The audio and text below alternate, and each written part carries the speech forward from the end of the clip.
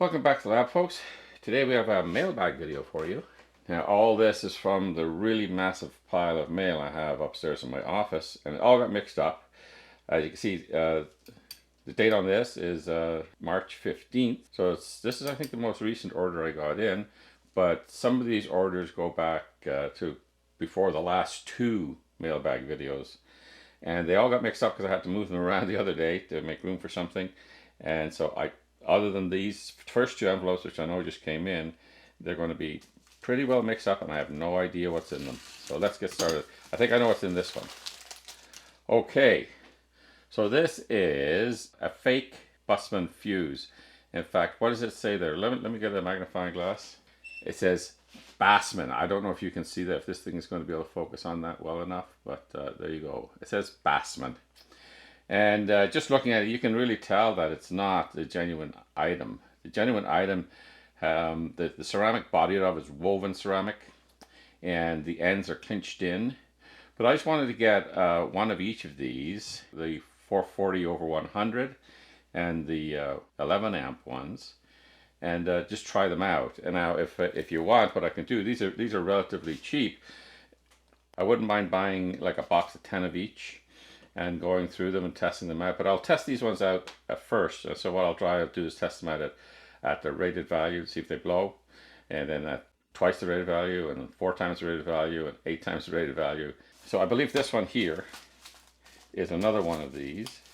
These are what would be replacements for like the fuses in a fluke meter or some of the other big top of the line meters. Does this one say Bassman as well? Yeah. This one says Bassman on it as well. So we'll try these out and we'll do it in one of the testing AliExpress electronics videos. And what I'll do is I'll make measurements on them and we'll compare them. I have a set of the real fuses around here somewhere and get them out and compare them physically so you can see the difference. And of course, the Bassman versus Bussmann is a dead giveaway. You know, they use the same part numbers and everything else, and yeah, fast acting fuse. We're going to test that.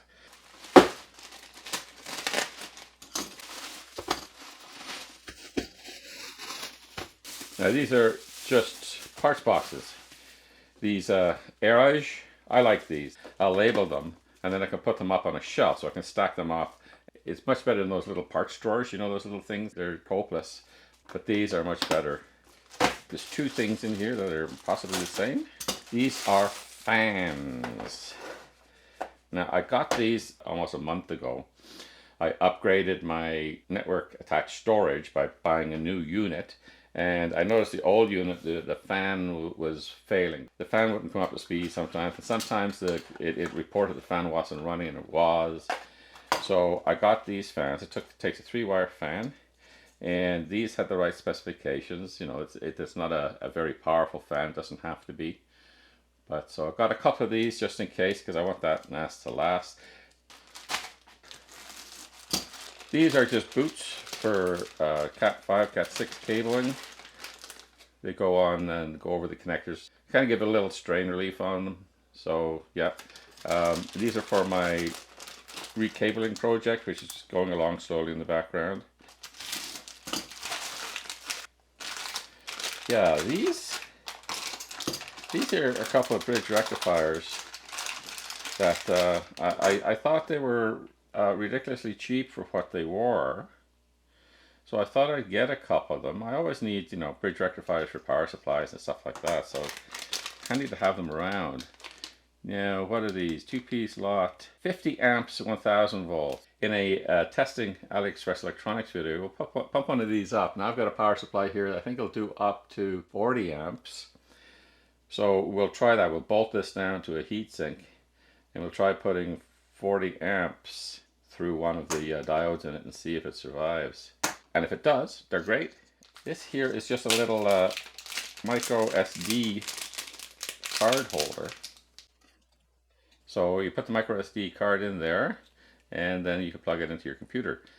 I got a lot of micro SD cards around here for various things, and you have to take them out and put them into a computer. So I thought I'd get 1 or 2 of these and have them around to be able to use them with my main laptop it'll read SD cards, but not the micro SD cards. And these are a lot more reliable than those ones where you got an SD card that you kind of slip the micro SD card into, which for me don't seem to work more than a handful of times. But this looks a lot more sturdy and a lot more usable. So that's why I got this.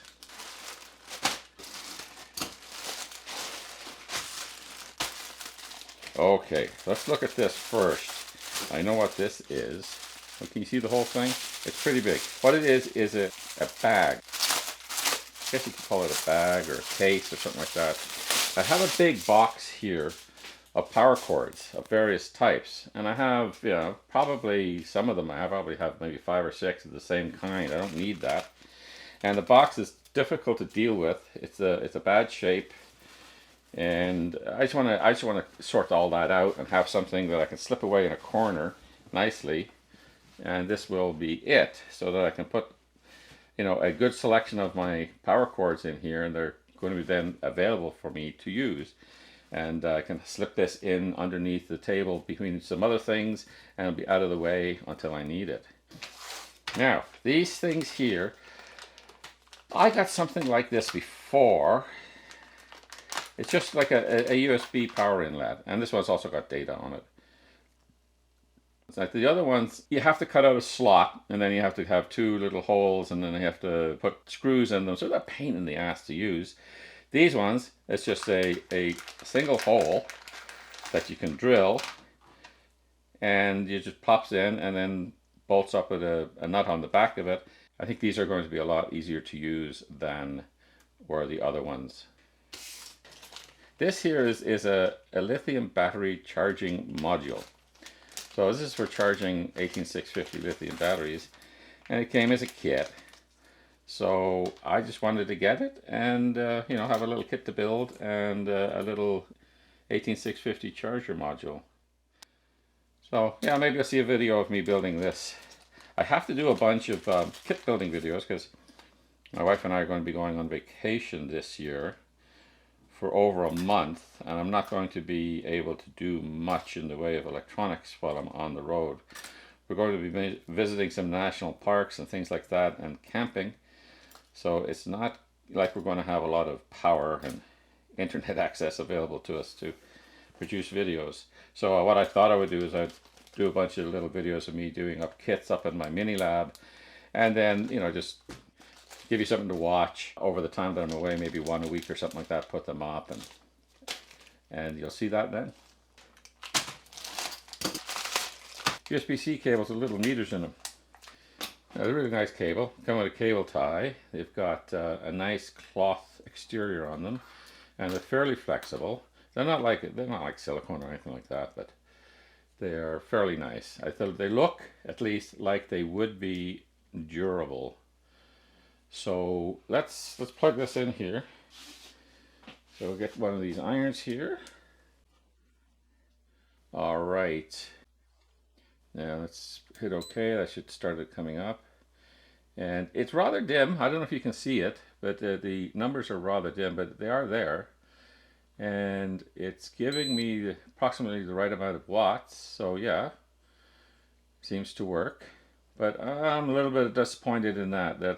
That's very dim. I don't know if you can see it or not. A little bit disappointing that they're so dim.